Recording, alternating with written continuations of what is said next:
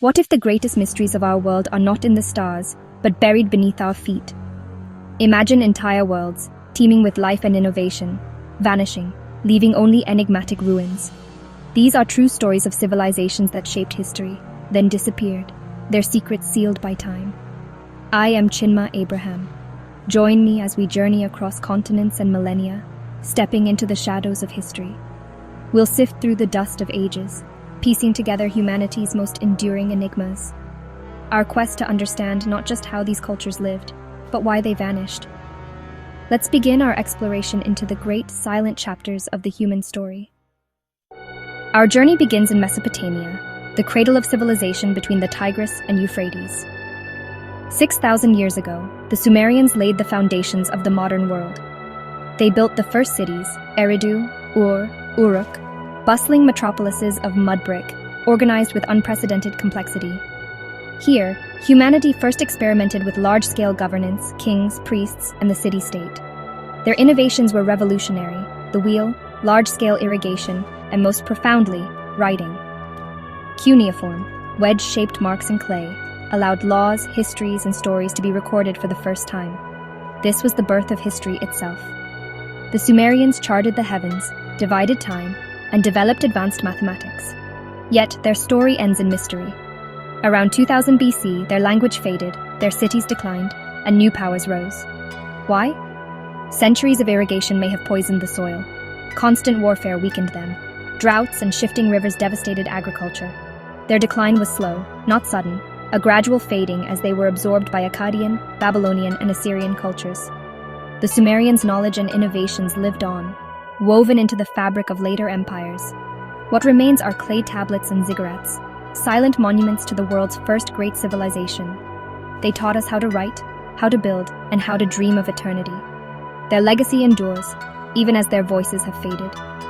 The first chapter of civilization closed, but its echoes still shape our world.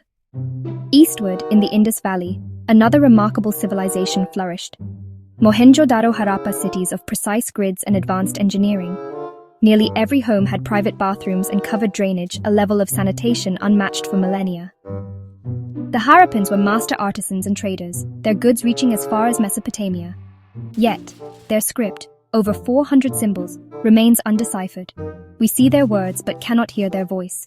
No grand temples or palaces, no statues of kings, just uniform houses, hinting at a surprisingly egalitarian society. Was it a peaceful kingdom of merchants, or a republic of elders? Without their words, we can only guess. Around 1900 BC, their cities decayed, trade ceased, and populations dwindled. Theories of invasion have faded. Environmental change is now seen as the likely cause. Shifting rivers and droughts crippled agriculture, forcing people to abandon their cities. The Indus Valley's grand urban experiment ended quietly, its people dispersing into smaller communities. Their silence is their greatest mystery. We see their achievements, but their beliefs and stories remain locked away. The Indus script is a code we have yet to break. Their civilization's end was gradual, not catastrophic. The land reclaimed their cities, leaving only ruins and undeciphered seals. The Harappans remind us even the most advanced societies can vanish, leaving only questions. Their story is a puzzle, one we are still trying to solve. The world they built endures in mystery. Now, to the remote Pacific, Easter Island, or Rapa Nui, home to the Moai, the silent stone giants. Nearly 1,000 statues, some over 30 feet tall, stand watch across the island. How did a small, isolated society carve and move these colossal figures without wheels or draft animals? The Moai embodied ancestral power, believed to protect the islanders. The quarry at Rano Raraku is frozen in time. Unfinished statues abandoned mid-creation. When Polynesians arrived, the island was lush. By the 18th century, it was barren, the population decimated. The prevailing theory, deforestation for Moai transport, led to ecological collapse. Soil erosion, crop failure, and starvation. Warfare and social upheaval followed. The Moai toppled in clan conflicts. Some scholars now suggest rats, which ate palm nuts, also contributed to deforestation. The collapse was likely a complex mix of human action, invasive species, and climate shifts. Rapa Nui's story is a cautionary tale of ambition, faith, and fragility. The Moai remain, lonely sentinels, witnesses to a vanished world. Their mystery endures, challenging us to learn from their fate. The island's silent giants still watch, asking questions we have yet to answer. Deep in Central America's jungles, the Maya built cities like Tikal and Palenque, stone mountains rising from the forest. The Maya were city-states, ruled by god-kings, their history carved on stelae in a script we can now mostly read. Their achievements were astonishing, the most advanced writing in the Americas, a rich record of dynasties and battles. They were master astronomers, aligning temples to celestial events and developing complex calendars. The long count calendar tracked time from a mythical creation, recording history with precision. Their calculation of the solar year rivaled Europe's accuracy. Without metal tools or the wheel, they built soaring pyramids and vast palaces. Tikal was a metropolis of tens of thousands, a hub of art, science, and religion. But in the 8th and 9th centuries, the great southern cities were abandoned. Monument building ceased, inscriptions stopped, and the jungle reclaimed their world. The collapse was not from conquest, but a cascade of calamities: drought, warfare, deforestation, and soil erosion. Starvation and political instability followed. People walked away, leaving cities to the forest. The Maya's southern heartland died, but their culture survived elsewhere. Their ruins remind us of brilliance and fragility. The jungle guards their secrets, but their legacy endures. The Maya story is one of genius, mystery, and resilience. In Cambodia, Angkor was the heart of the Khmer Empire, a city so vast it rivaled modern metropolises. At its center, Angkor was the world's largest religious monument, a stone vision of the Hindu cosmos. Angkor was an engineering marvel, built on mastery of water.